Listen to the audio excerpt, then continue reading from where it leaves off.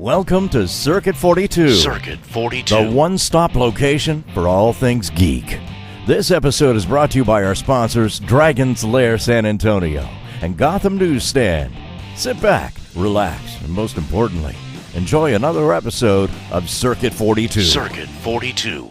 Hey everybody, and welcome to the newest episode of Geeks4Comics. I am Ian McIntosh, and I'm here with special guest comic book artist Nat Jones.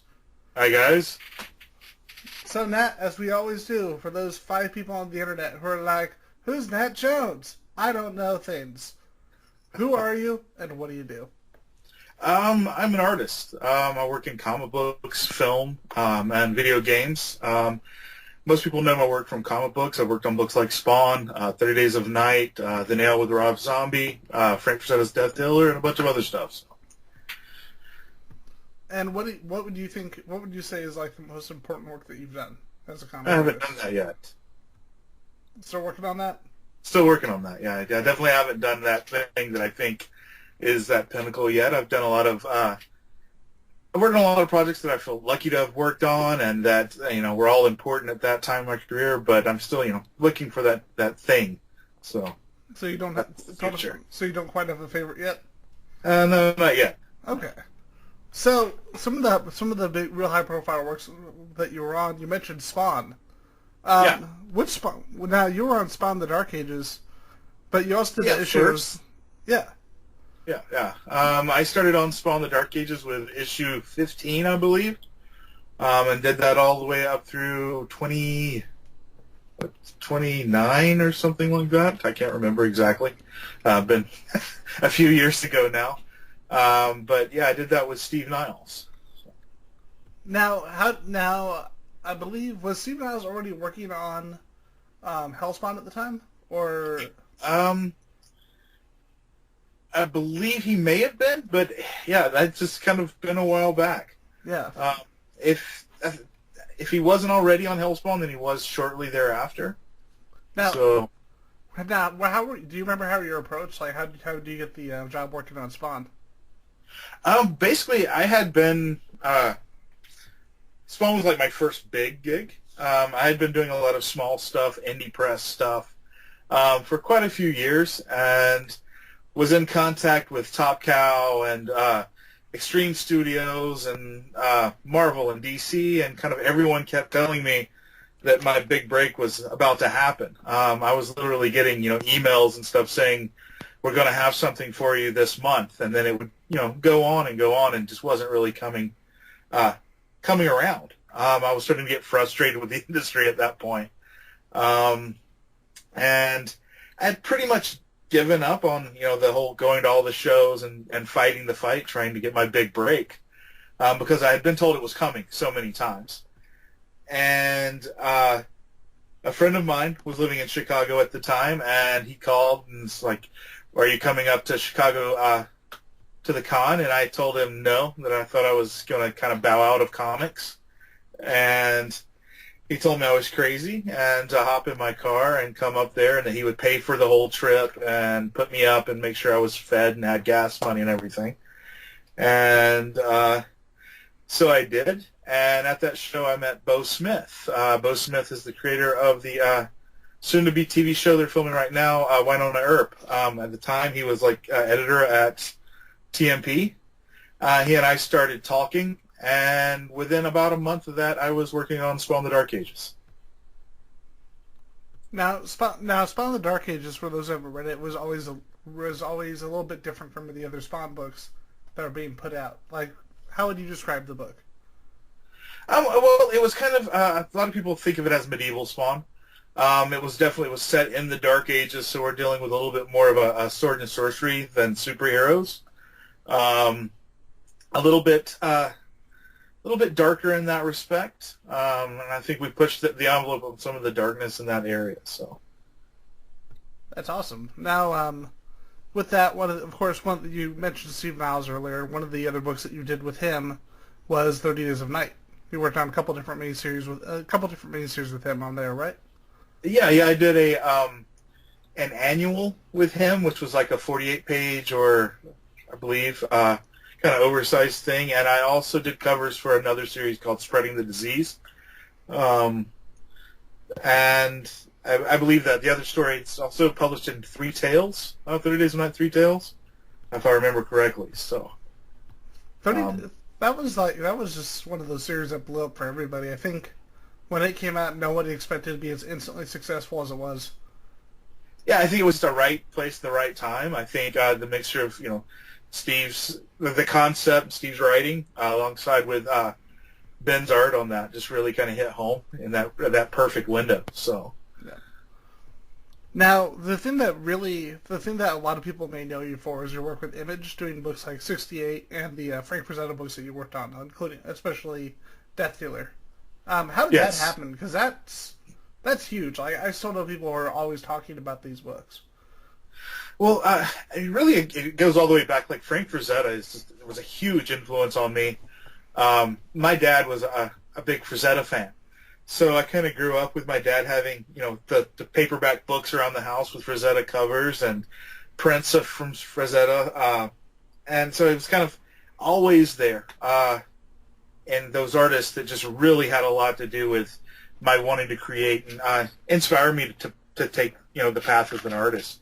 The way it kind of came about is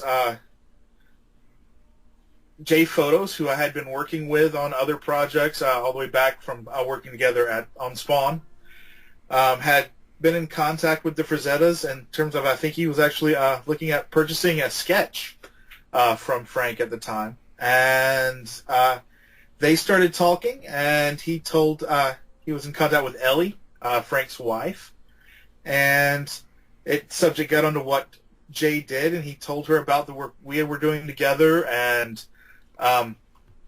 they asked to look at some of the art, so we sent them all stuff. They didn't use computers, so it was all snail mail. I'll pack everything up in envelopes and send it off to them, and they saw the work, and they were happy, and just kind of things came around, and we ended up agreeing to do a new Death Dealer series.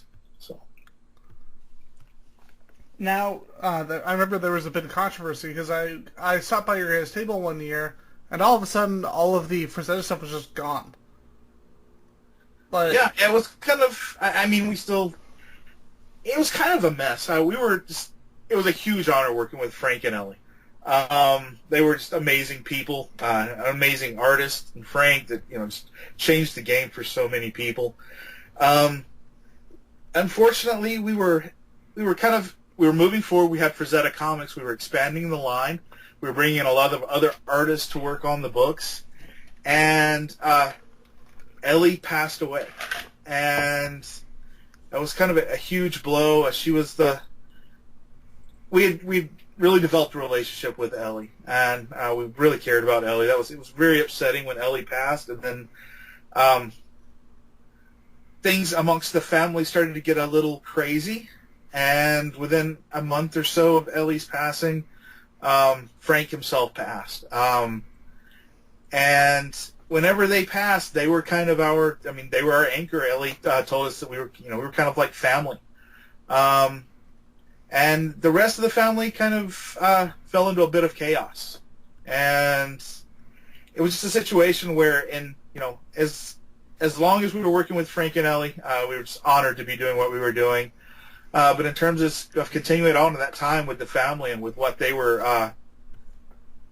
were interacting with each other and kind of fighting over their dad's creations and how they were interacting with other people, we just couldn't carry on at that point. So that's when we actually decided to, stop all the Frazetta stuff and go back and continue on with 68, which was a series that we had created right before the Frazetta thing happened. And we had released one issue and had planned to move forward, and fans had continuously been asking about it, so we just thought that was a perfect time to jump back into 68. And I personally love 68 because it's pretty much Vietnam with zombies, which just sounds like, when you say that to anybody, it just sounds awesome, and if it doesn't, you should just smack them. I think the concept, which we have to kind of give that all up to Mark Kidwell, the writer of the series, he kind of came up with the whole concept. It was pitched to me through another small company that actually ended up not publishing the book. But they put Mark and I together, and then I brought in Jay Photos to color the book, and we really love what we've put together there. We think that we've done something, pretty different from most of the other zombie stuff out there.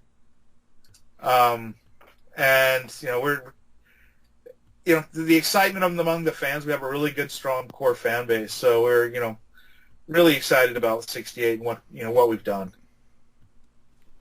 So I wanted to step back a bit to the nail, because we had mentioned it before the interview, and it was the thing that got me introduced to your work. Right. Now, that was a really cool book, because, of course, you came back to work with Steve Niles again. Yep. Which is always awesome. But you also have the co-writer, Rob Zombie. Yeah.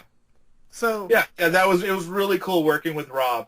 Rob was a lot of fun. He's definitely got a serious passion for horror and for the genre stuff and for all the work that he's doing. Like, he is a fan.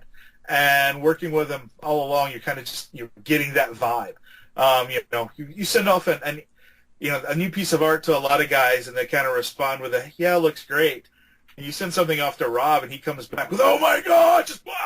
The intensity of the fan that he is it just makes for a really great working environment. So I love working with Rob. He and I have talked on and off, about doing other stuff together. It hasn't happened yet, but we're still, every couple of years we kind of exchange a little bit and talk about we should do something, and then we've got a lot going on, especially Rob, so it's hard to line those things up. But yeah, it was definitely a blast working on the nail, and then working with Steve, which I still work with Steve. I love working with Steve, and I will be working with Steve for a long time coming. So I gotta ask, do you and Rob sometimes just stand next to each other to confuse people? It has happened, actually. I guess this was when Rob had cut off all of his dreadlocks, so he just had the regular hair. And I was in San Diego one time, and we were standing outside of a panel right beside each other, and the fans were coming to me because they thought I was Rob. It was a really interesting kind of thing happening. Because here I am, I'm a much larger guy, and I think it's just kind of the image that he's cultivated with the hair and the dreads and everything, and I fit all those cues that the fans were looking for. So, I have fans speaking to me with Rob standing right beside me, and they don't understand that they're talking to the wrong guy. So, see, I haven't seen Rob recently. I haven't seen him without the dreads. Well, he has dreads again now. This okay. was, this was around the time of the nail, I believe, whenever he had cut all of his dreads off. Yeah, because I think I was just, out in space at that point. I think I just started college, so I was just completely preoccupied. Right. So I just was not looking at anything. The most exposure I got was watching House of a Thousand Corpses a couple of years, a year before, two years before, and reading that. But I hadn't actually seen any new videos or any interviews with Rob at all. So I just completely missed that phase where he didn't have dreadlocks.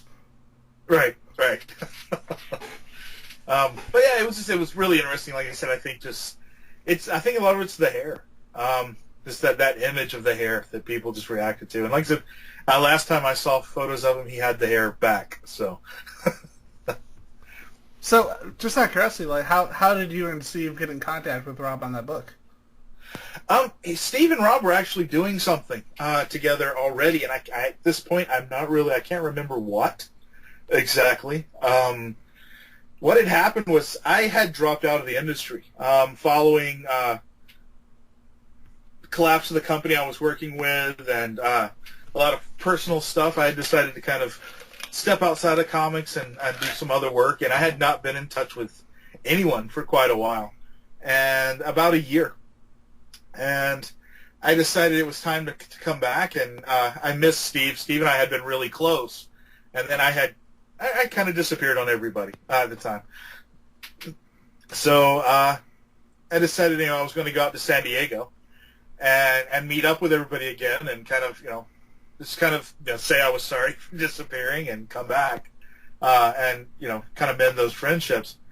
And I went out to San Diego, and I met up with Steve, and we caught back up, and everything was going good. And I was actually walking across the floor at in San Diego, and I looked over, and Steve and Rob were doing a signing for something. Like I said, I can't even remember what they were doing together at the time.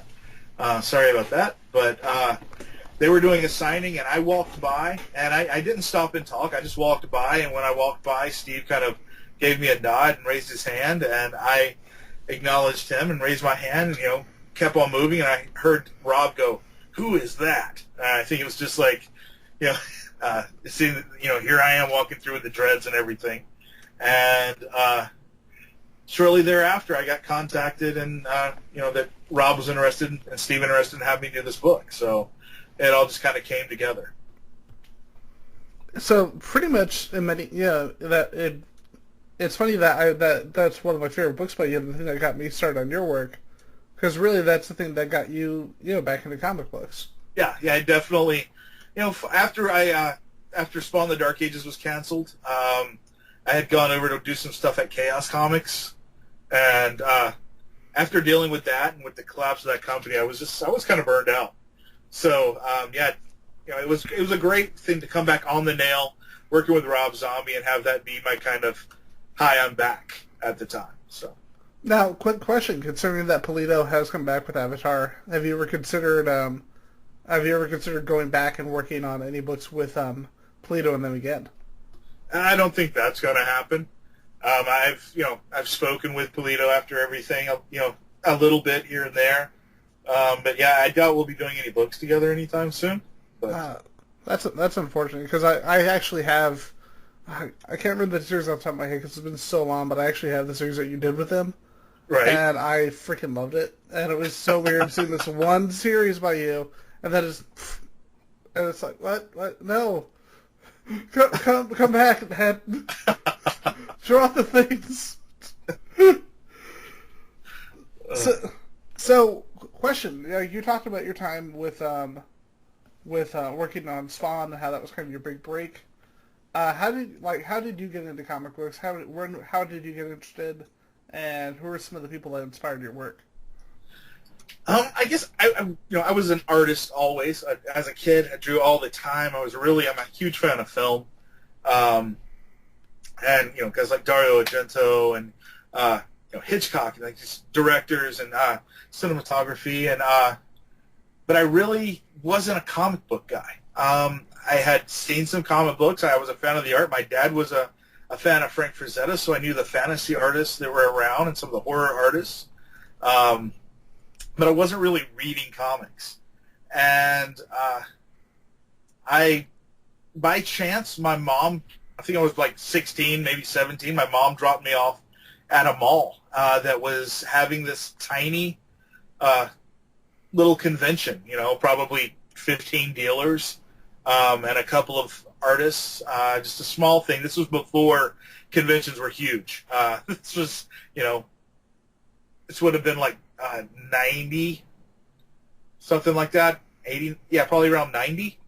Wow. This was before Image even really hit.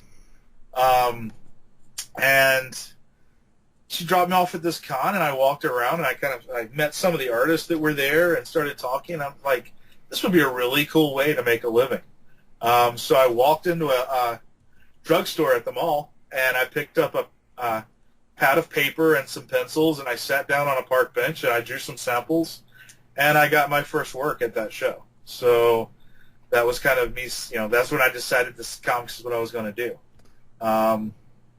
From there, I, like I said, did a lot of indie stuff, and, I worked for, like London Night Studios and Chaos Comics and a bunch of other small guys and, companies that would come and be gone within a month of them putting out the first book. They were closing their doors. I was there through a lot of different guys and companies, and and I started on Spawn when I was 23, I believe. So yeah, there was about 6 years there of doing a lot of indie stuff. So, do you remember what the first comic that you did was? Because you mentioned that you got your first convention. I don't actually. It was, I did a pinup for a book, and I can't remember the name of it. I did a lot of work during that period that, I don't really have copies of or really know what they were. Sometimes people will bring stuff up for me to sign, and it's like, whoa, where did you find this? I don't remember doing this. Yes, there's a lot of stuff that I'm not really sure what every book, what all the books were titled and when they came out. I just know, like I said, I know some of the companies. So, there's a bit of a blur and all that stuff. So. Now, you mentioned, I'm a huge horror movie fan. Like, I think half of the movies that I own, and it's like 2,000 movies, are horror movies. Yeah, that's definitely where my passion is. It always has been. So, I mean, right now, my dad kind of raised me on Universal movies, and even back to Nosferatu and the Hammer stuff and all that. It's kind of my dad brought me into all that stuff, and then I was a kid growing up in the '80s, and we had that big '80s boom of horror with all the slasher stuff and the Freddy Krueger and Jason Voorhees and Mike Myers and all that stuff that was going on through that period. So horror's always been a big part of, where my passion as an artist lies. We just did me and my friends, we did an 80s horror night, because we do, semi-regular movie nights here in town. And I actually host something called the Splatter Junkies. Ah, very cool. And it's over at a bar called the Oak Hill Tavern. We do a free show. And this month we're taking a break because everybody really, really wanted to get Boondock Saints for St. Patrick's Day, so we made an exception. And we're doing a double feature of Boondock Saints 1 and 2.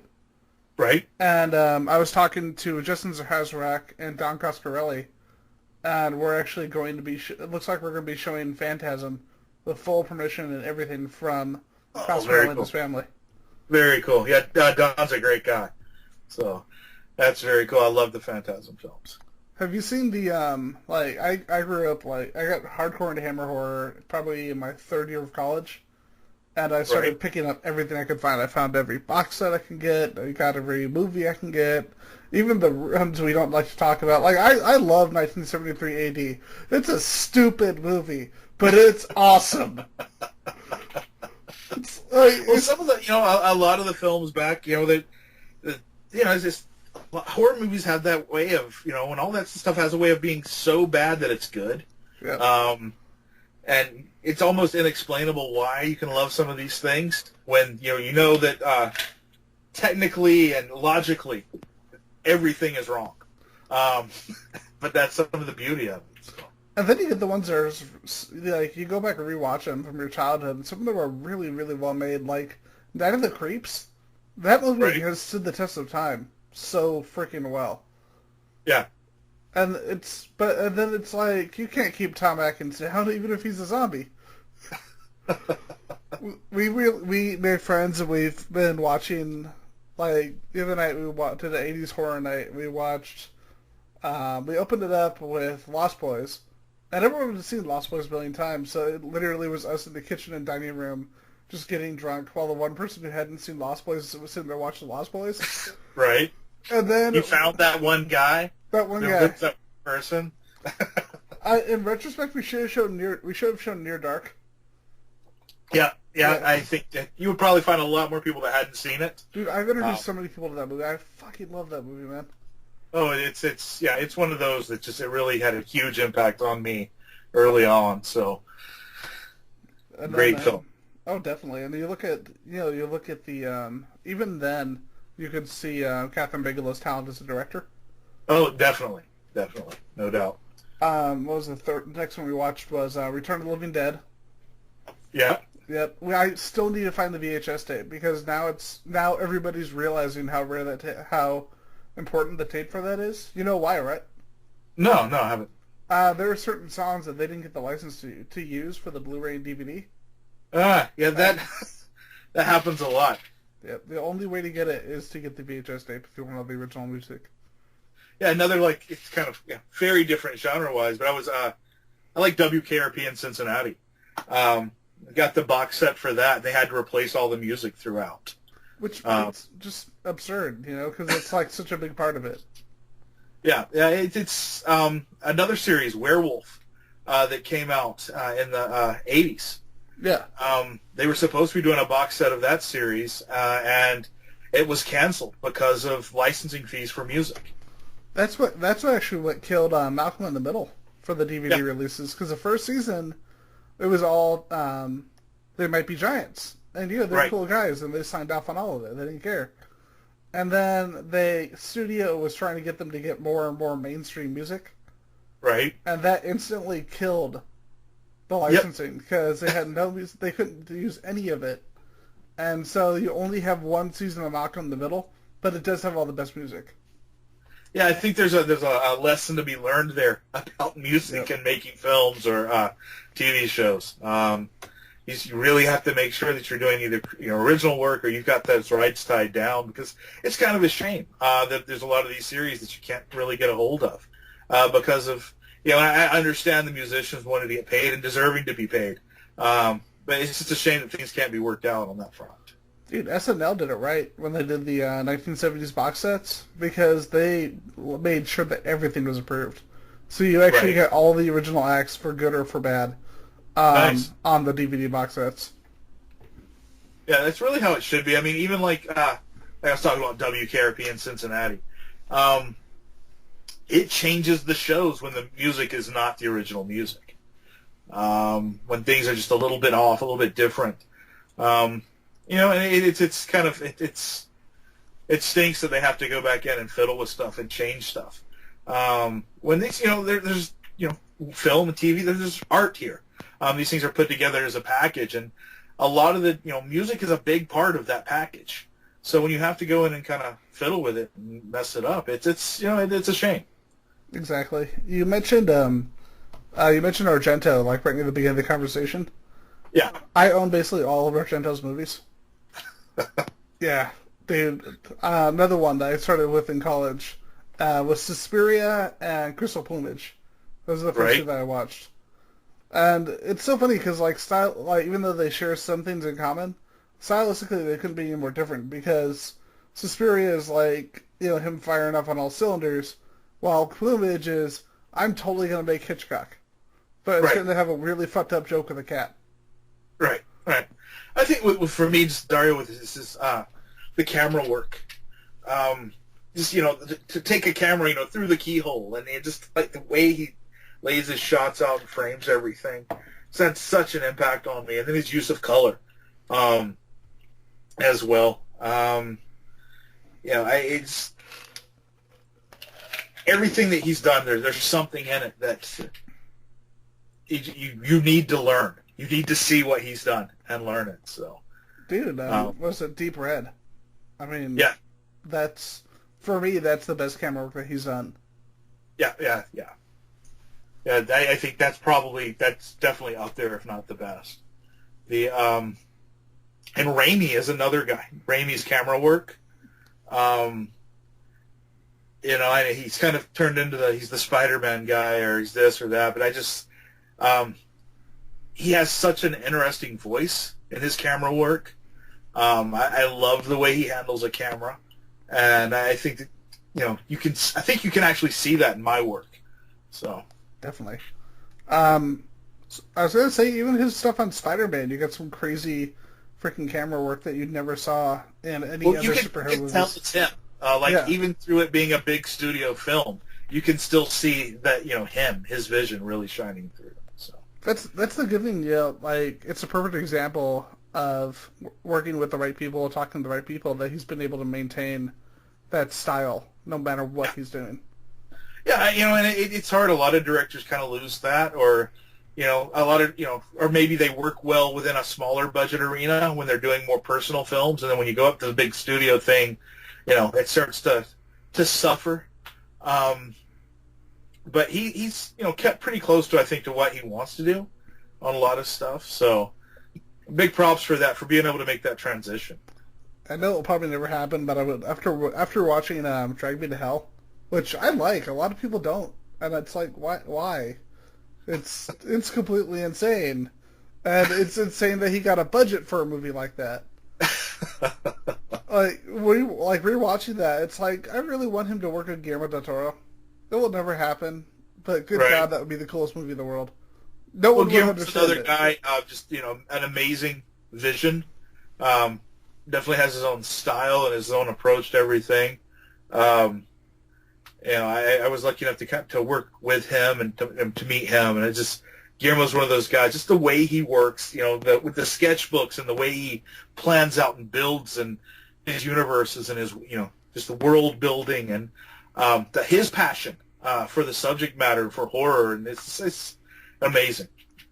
There was it seems like over the years, over the last 2 decades, that horror is finally starting to pick up a certain kind of respect that it didn't have, especially back in probably the late 80s, early 90s. I know. Well, it's weird. Horror has this kind of thing, and this is something that inside the industry we talk about a lot, and we see it a lot, is when you talk about your production companies, your producers, your money guys, everyone wants to say, well, horror doesn't sell, horror doesn't work, horror is dead. You hear that all the time.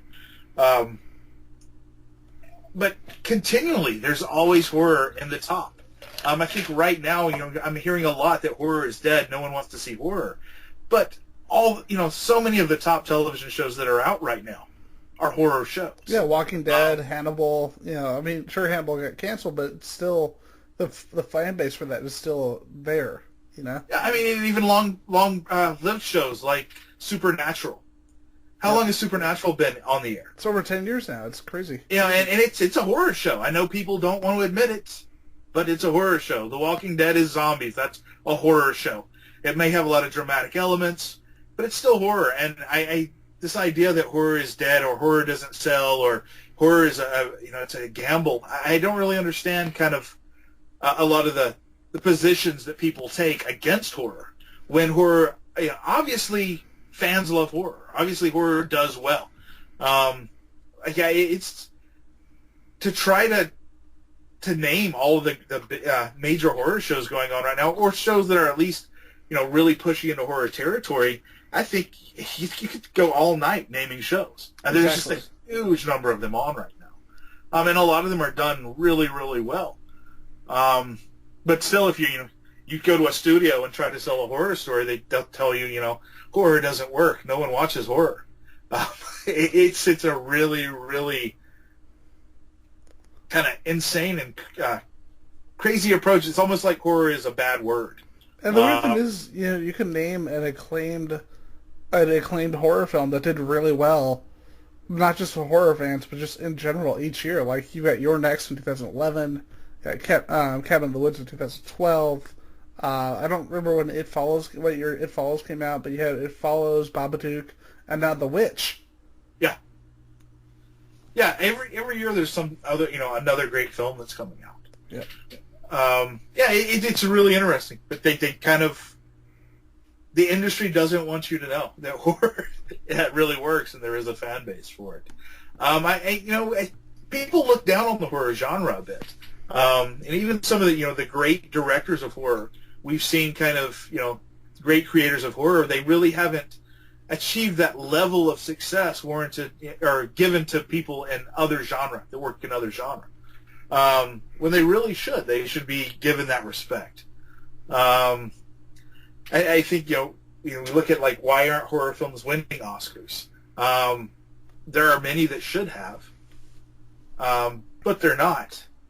I think there's kind of, like I said, there's just that kind of negativity towards a horror film that I think I would love to say that we're moving beyond it, but every time I think that we kind of are, I hear the same kind of things being voiced from the public. Kind of, like I said, it's almost like an inability to recognize how many horror fans are out there. Well, you heard about what happened at South by Southwest this year, right? What story? J.J. Abrams did something absolutely awesome. He put forward a bunch of his own money to do a full 4K remaster for Phantasm. For Phantasm, yeah. They actually showed at South by Southwest. Oh, very cool. And he put so much word behind that. Like, I remember Justin Zaharzarek, the art director who worked on Bubba Hotep, he sent me it the moment it came out, when he said in Entertainment Weekly that Phantasm was one of his favorite movies. and the inspiration for Phasma. And he said that on Entertainment Weekly, so that was something that was seen by everybody. Yeah. And then all of a sudden, all these little bits of news started coming out, and then that hit. And it's like, holy shit, this is probably the biggest guy working in Hollywood right now, and he's saying, this movie's fucking awesome, go watch this movie. Well, it's just adding that bit of legitimacy. Yep. You know, adding that kind of that nod that, you know, hey, you guys really need to be checking this stuff out, and putting money behind it, too. That's the other great thing, is, you know, it's not just, hey, guys, go check it out. It's, hey, I care about this enough that I'm going to put this money into it. Yeah, I was lucky enough to go to a screening of one of the Phantasm films with Don in Toronto a couple of years back, and that was really cool. I love all those films. So, are you excited about Ravager? Ravager. Oh, you haven't heard the Phantasm movie? Oh no, I knew. Okay, I didn't know Ravager, the title. Yeah. I knew that they were supposed to be working on another Phantasm movie. I've been a little bit out of the loop, so. Well, you're working, man. Well, speaking of which, what do you have coming up? I've got some stuff. Steve and I are working on some things. We can't really announce anything quite yet, but look for some announcements for stuff from Niles and I, and look for some other announcements. I think I'm going to have some stuff coming up with Famous Monsters, with American Gothic Press. Dude, Famous Monsters is awesome. I'm so glad that magazine's still around. Yeah, it is. It is. They've started a new imprint, American Gothic Press, doing their own comic series, and I did the Broken Moon over there with Steve Niles, and we wrapped up the first miniseries of that, and we'll have some more stuff coming over there. So, now, quick question for you. You mentioned working in film along with comic books. What have you done in film that people might know about, or people might be interested in? Well, like the 28. I worked with 28 Days Later. If you get the 28 Weeks Later DVD, there's an animated sequence I did on that. I did some work with Rob on when he was working on Devil's Rejects. I did a piece for that. A lot of design work here and there for different stuff. I did, if you watch Hobo with a Shotgun. Dude, that movie rules. Hobo with a Shotgun, when they're in the arcade, they're playing the arcade machine with, what's their names? The Fireflies? What's that? Not Fireflies. Was it Fireflies?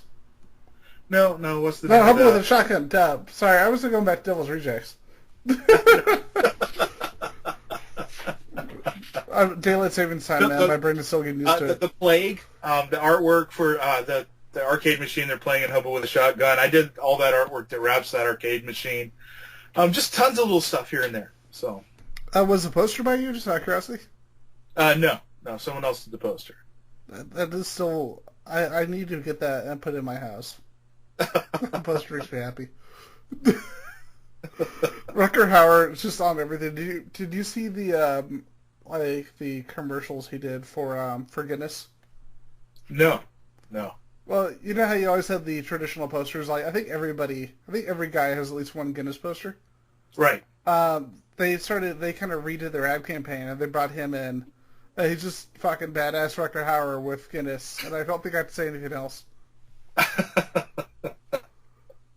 Rutger's crazy, like just the intensity that he brings to everything.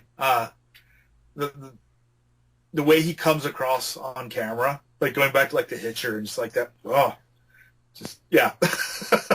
Like was it Blade Runner when you realized that whole speech by him at the end was all improvised? Yeah. And it's like, holy crap, why aren't you writing movies too? Because apparently you just said some random bullshit and it became one of the... Yeah. It's like, we need to incorporate all these things into the universe that you just made up right now because they're awesome.